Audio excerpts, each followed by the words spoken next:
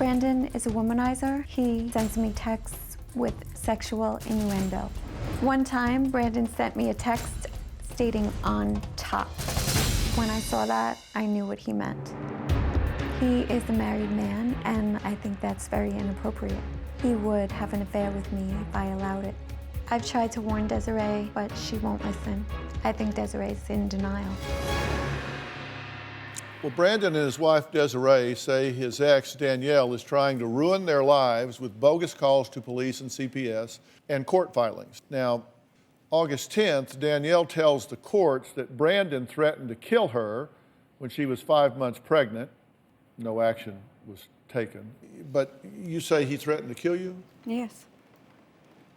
How'd that come about? I was on the telephone, and I was about 5 months pregnant. And we were discussing, he was drunk because he drank a lot to the point of puking. We were just discussing things, his father, and he said, if you ever, I had told him, you are never going to be the man that your father was. And he said, if you ever talk about my father again, I'm going to kill you.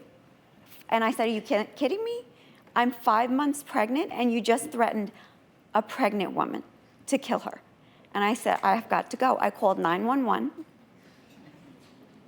and they told me to go and file a restraining order. Where were you?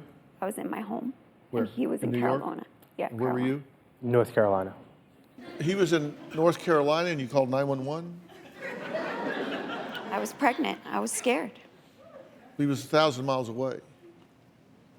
He's driven like in 12 hours to my house. It's nothing to him. Okay.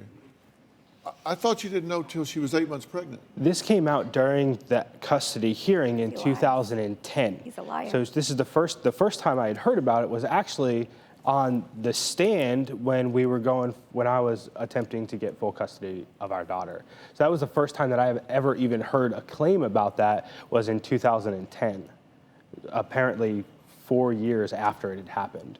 So I'm pretty sure that the timeline doesn't match up in the first place. And second of all, why didn't I hear about it for 5 years if that was the case? So this is, once again, another delusion of Danielle's, another false accusation that just throws it at me to hope that it sticks, especially in court. And it just so happens that we have another court hearing coming up next week that we're going to be in, and you said that I did it again.